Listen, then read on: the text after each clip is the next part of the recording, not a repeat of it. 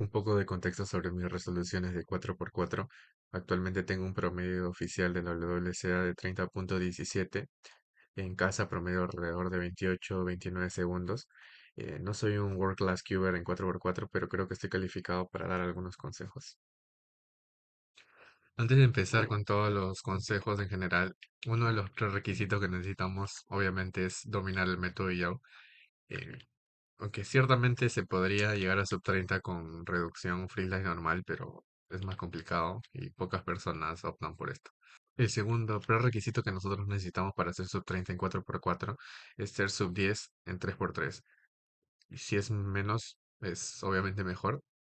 Y esto es porque la parte de 3x3 es un aspecto muy largo o muy importante en la parte de 4x4, puesto de que es como un tercio de la resolución en general. Ahora sí, pasemos con las cosas que necesitamos para ser sub 30.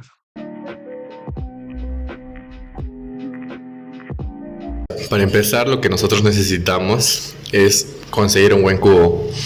Esto podría ser subjetivo, sin embargo, considero que es importante tener un buen hardware para poder bajar más nuestros tiempos, puesto que los cubos, los mejores cubos nos permiten mayor fluidez en los movimientos, menos trabas, y nos garantizan cierta estabilidad, ¿no? Los cubos que mayor recomiendo son el WR 4x4, que personalmente considero que es el mejor 4x4 del mercado. También uno que usé mucho tiempo y también saqué algunos AVGs de 30 en torneos oficiales es el cubo el MGC, que también es muy bueno, y estos dos los recomiendo eh, ampliamente. También se podrían usar algunos cubos como el YJ Mini o el YJ incluso. Sin embargo, vuelvo a repetir, recomiendo esos cubos.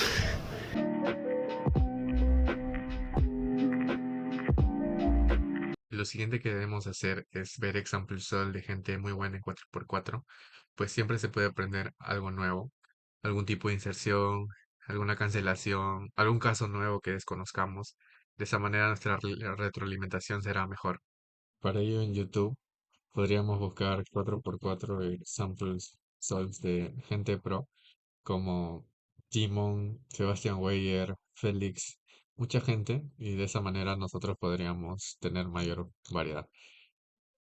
Por el resto del video, ahora voy a dar tips de manera particular para cada parte del YAW y lo que nosotros tenemos que conseguir. Entonces voy a dejar como objetivo nuestros tiempos en las dos grandes partes del YAW, ¿no? Que son la reducción y la parte 3x3.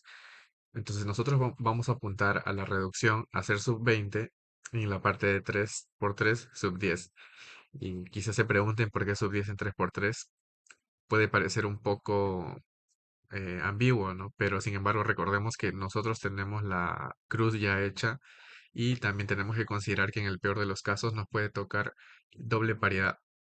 Y esto simplemente es velocidad, finger tricks y práctica y el dominio del algoritmo, por lo que nuestro objetivo sin doble paridad es alrededor de 3 o 4 segundos. Entonces, ¿cuáles son los splits para conseguir el sub 20 en la parte de reducción del yaw? Recordemos que esta es relativo, pues los tiempos pueden ser fluctuantes dependiendo de si nos sale un caso bueno o un caso malo en la parte que nos encontremos, pero de manera general podemos apuntar a conseguir lo siguiente, que los primeros dos centros deberíamos ser sub 3, las primeras tres aristas deberíamos hacerlo en sub 5 segundos, los últimos cuatro centros en sub 4, la última cruz, la última arista de la cruz, deberíamos apuntar a hacerlo en menos de 2 segundos y finalmente las últimas 8 aristas, dependiendo los casos que nos toquen, en ser sub 6. Esto realmente podría variar para cada persona, pero digamos que nosotros nos vamos a adecuar a este sistema. Empecemos con la primera parte de nuestros objetivos, que son los dos primeros centros. Armen con la cara que armen, deben buscar primero el centro de su cruz y de su cara opuesta. En este caso yo solo hago blanca y amarilla. Pero lo primero que recomiendo aquí es que aprovechen al máximo su tiempo de inspección. ¿Y qué van a buscar en esta inspección? Aquí no se van a limitar a buscar solamente sus cuatro primeras piezas, sino ir un poco más allá y tratar de buscar las cuatro siguientes. Es decir, tratar de ver las 8 piezas y tratar de armar un esquema mental de cómo podemos resolverlo. Eh, Esto no es muy complicado y para esto y lo que yo recomiendo es que ustedes practiquen solamente esta parte y lo hagan mentalmente, se tapen los ojos y lo ejecuten. Entonces, al principio les va a costar un poco, pero se van a ir acostumbrando y esto les va a ayudar a que reduzcan su proceso de pensar y tratar de aprovechar más el look ahead.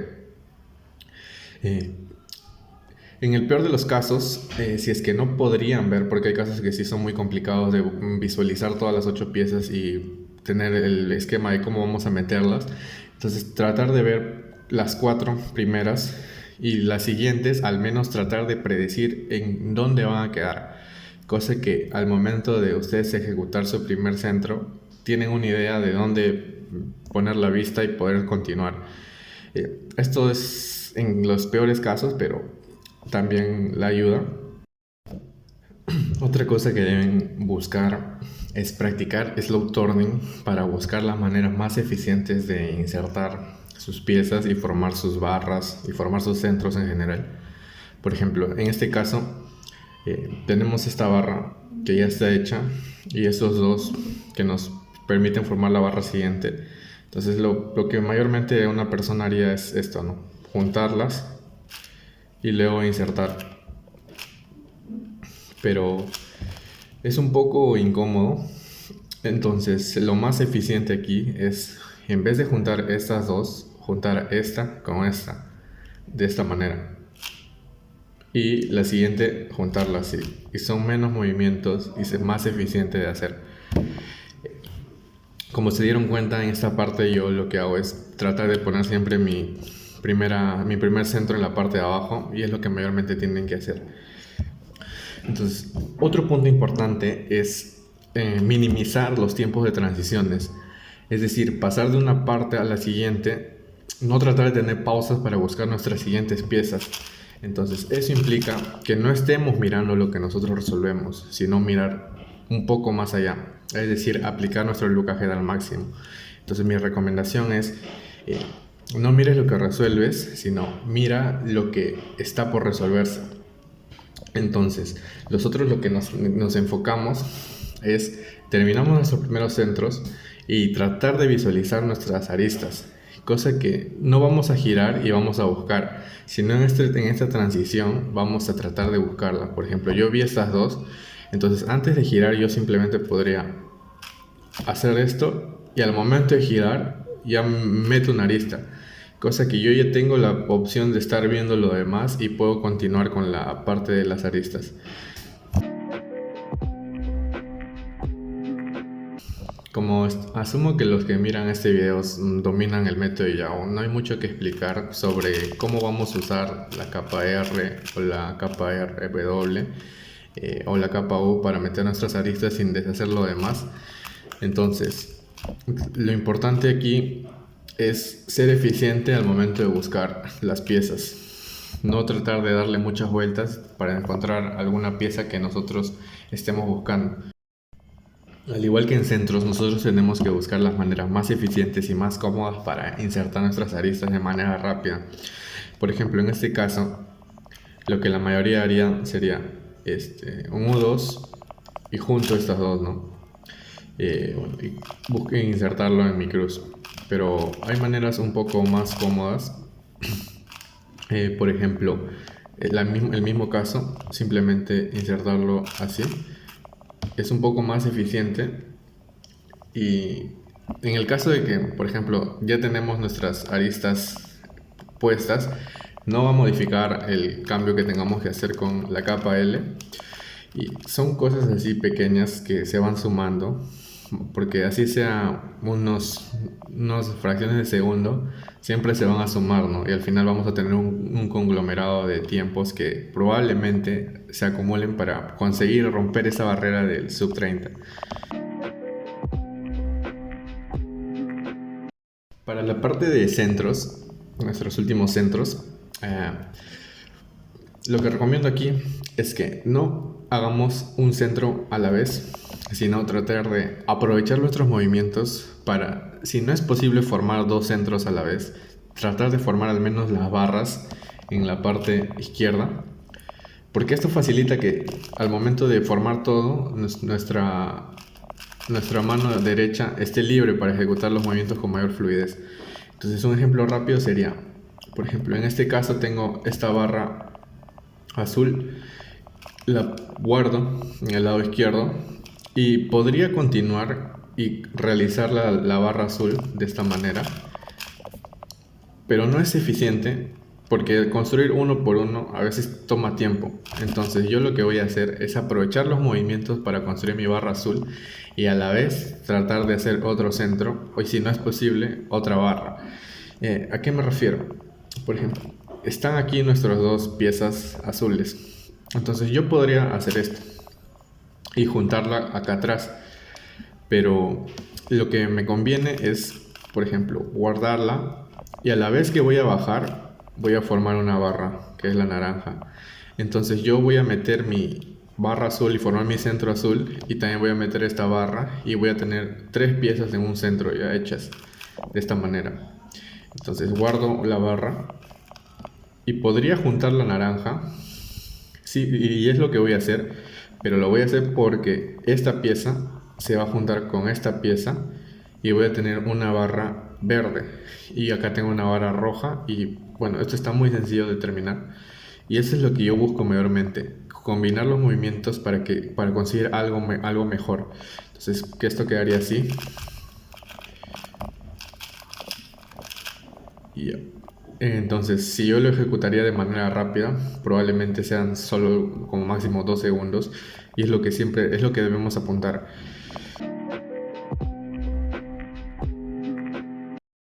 En la parte que nosotros terminamos nuestras aristas, nuestros centros y tenemos que pasar a la a la última arista de la cruz, hay muchas maneras de transicionar en esta parte.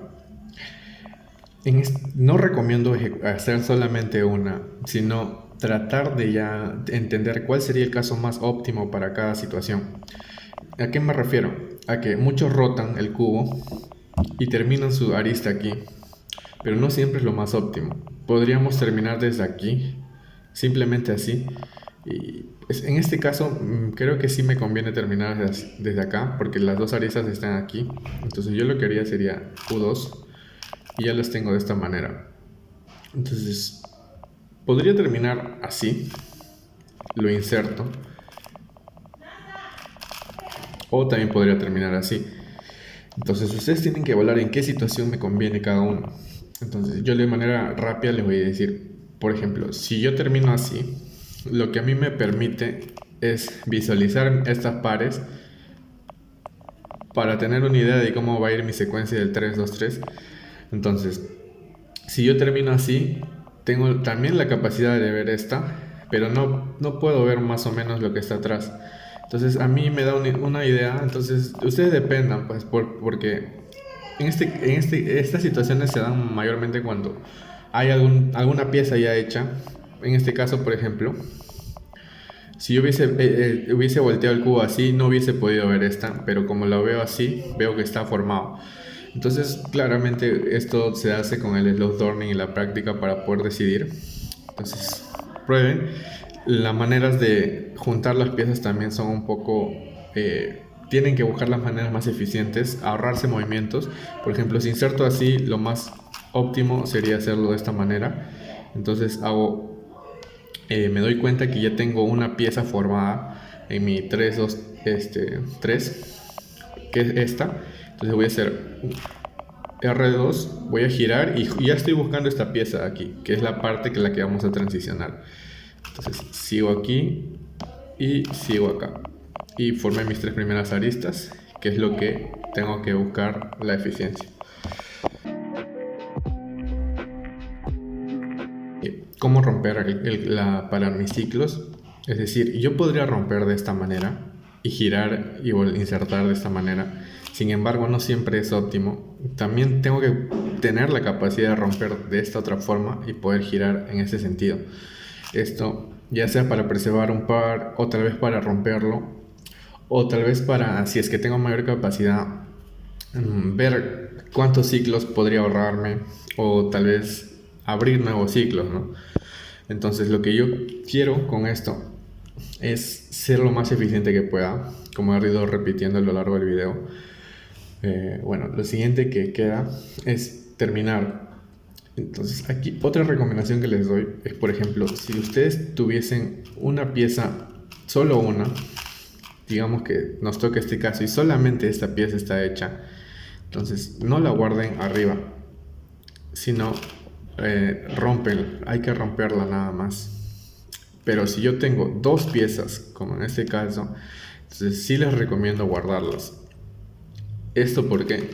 Porque al guardar dos tengo más probabilidad de que los ciclos, que los posteriores ciclos no tengan paridad, porque se reduce el número de piezas que debemos juntar o debemos unir. Entonces, esto simplemente es una cuestión de probabilidad, pero la experiencia ya me dice que es más eficiente hacerlo de esta manera.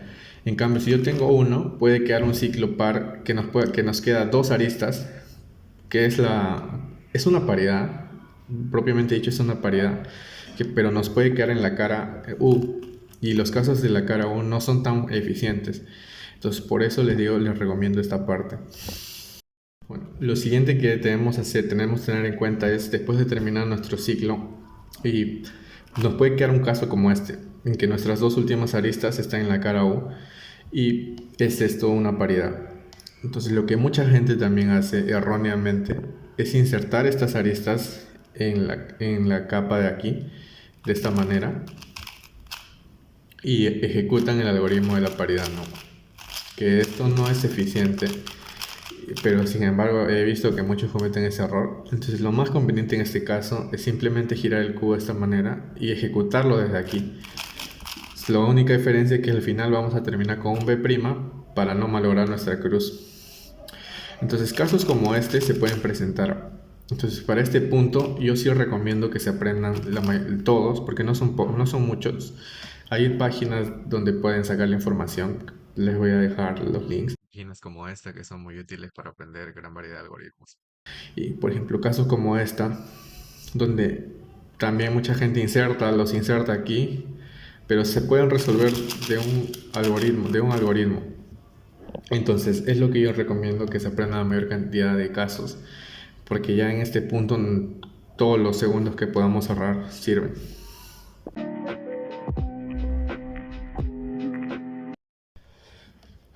Ahora queda la parte más tediosa, por así decirlo, que es la parte de 3x3. ¿Y por qué tediosa? Porque nos puede quedar paridad. Y las paridades siempre son más tiempo que debemos invertir en nuestra resolución. Entonces, en esta parte yo simplemente, después de transicionar mis últimas aristas, trato de ver mi primer par, que es lo que deberíamos apuntar.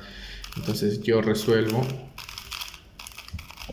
y ustedes a partir del tercer o segundo par ya deberían poder ver si es que hay paridad o no, para que la transición de ese último par y la paridad sea lo más rápida que puedan. En este caso vemos que no hay paridad, entonces me ahorro unos segundos. En esta parte también es necesario que nosotros sepamos hacia dónde y de dónde aplicar la paridad. Esto para conseguir el caso más sencillo, porque sabemos que la paridad lo que hace, o la paridad clásica, voltea en sentido horario todas las piezas de esta parte. Entonces, si yo aplico la paridad acá, me va a tocar una línea. Si lo aplico de acá, una mini L. Si lo aplico de acá, un punto. Y si lo aplico de acá, un cuadrado. Entonces, ¿cómo hago esto? Simplemente pongo LLs al azar y le aplico la paridad de diferentes sitios y voy viendo, ¿no? Cuáles me conviene. Algunos casos son bastante recurrentes. Entonces yo ya tengo una idea más clara de cómo aplicar y no aplicarla simplemente al azar esperando que me toque cualquier OLL, sino tratar de predecir qué OLL me va a tocar. Entonces, si se dan cuenta, aplicar la paridad en este caso es más sencilla desde aquí, puesto que me va a tocar el cuadrado donde simplemente se permutan estas dos. Entonces yo lo aplicaría la clásica, que ustedes pueden aplicar cualquier paridad que sepan, siempre y cuando tengan buenos fingers, buena velocidad. Y claro que existe una paridad que me permite realizar la paridad de OLL y PLL a la vez, que esto es un poco más avanzado, tratar de reconocer si hay paridad en todo, ni bien termine el F2L, o incluso antes, que si quieren les podría explicar en un siguiente video, porque es un poco más complicado, pero es posible realizar. Entonces, entonces si me lo piden, pues estaría dispuesto a enseñarles. Asimismo, lo que dije sobre saber aplicar la paridad, también existen algunos trucos o algunos movimientos que nos permiten ahorrarnos la parte de ejecutar el OL como tal. Y esto es como unos pequeños casos o gran variedad que con unos setup moves nos permite realizar toda la cara. En este caso, por ejemplo, simplemente es con un R2, B2, R2 y ejecuto la paridad. Y regreso a lo que hice y tengo mi cara. Entonces, casos como estos les recomiendo también aprender, que también les voy a mostrar páginas de donde podrían aprender. Si quieren también puedo mostrarles los que yo uso, algunos propios que yo mismo he descubierto y que considero que son un poquito más eficientes que algunos que están en internet.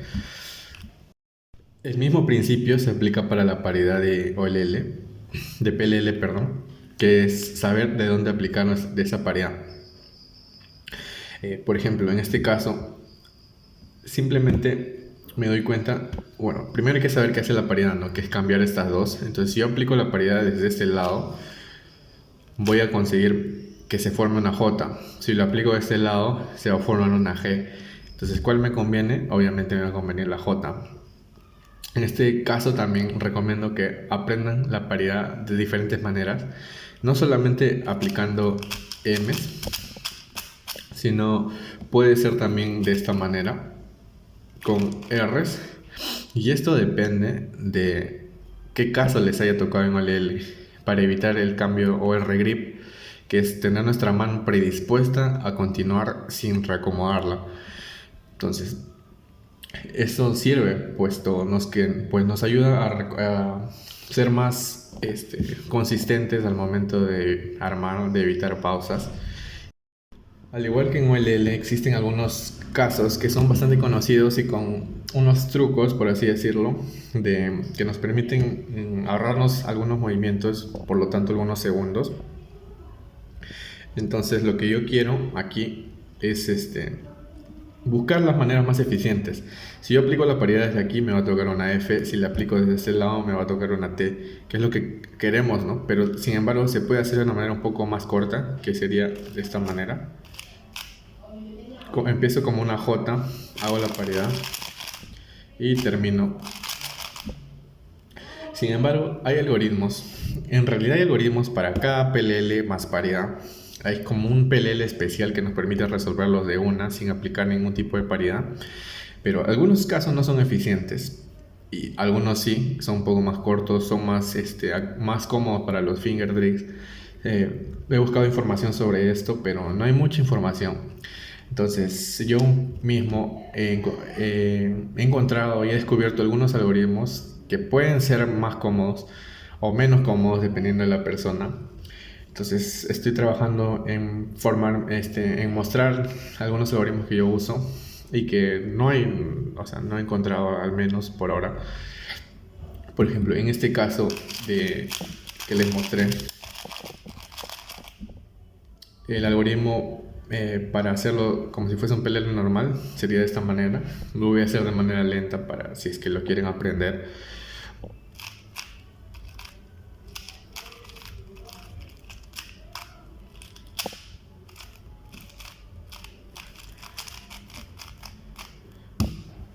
Y ese es el caso. Entonces, si ustedes quieren que les enseñe no solo este caso, sino varios casos, por ejemplo, en este caso también hay un algoritmo que lo resuelve, o en diferentes casos que pueden salir más rápidos si ya los dominas y verdaderamente son bastante eficientes.